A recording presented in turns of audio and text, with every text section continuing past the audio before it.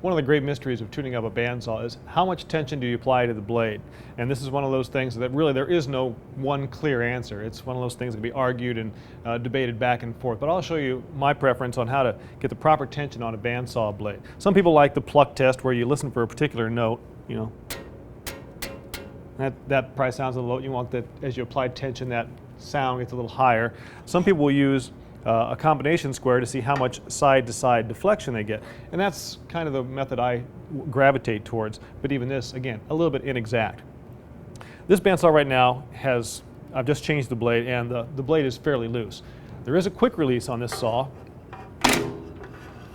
As you can see now, that blade is very loose. Throwing the quick release gives me about enough tension just to keep the blade on the wheels, but I've still got to get enough tension to get proper cuts. And that's where the tensioning knob comes in up here.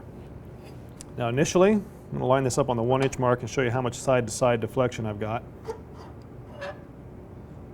A bit with some moderate pressure there. Got a little over 1/4 inch of side-to-side deflection. That's a little bit too much. I want to get that down to about 1/8 of an inch for resawing. So I'm just going to come up here to my tensioning knob, start applying some tension. And when I get to the 3/8 inch mark on here, I have a 3/8 inch blade. I'm going to check and see where my blade tension is. So that's a 3/8 inch mark for a 3/8 inch blade.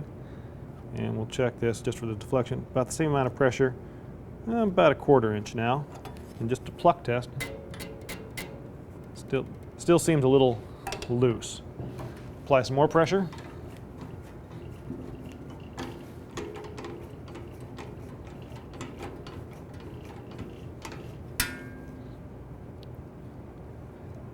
One of those things you just have to develop a feel for.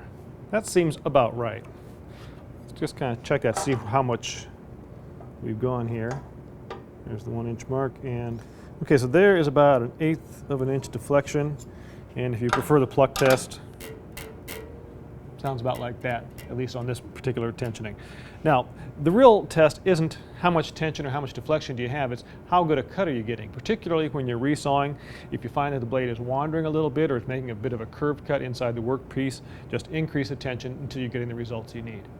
Now that you've gone to the trouble of tensioning your saw, when you're done for the day, make sure you release that tension so you're not unnecessarily stressing the components of the saw. You're not putting a dent in the tires, stressing the blade. This saw, with its quick release, it's just that simple to release that pressure. If you don't have a quick release on your saw, just go back up to the tensioning knob and give it about a dozen or 15 twists to remove most of the tension, and then you can call it a day.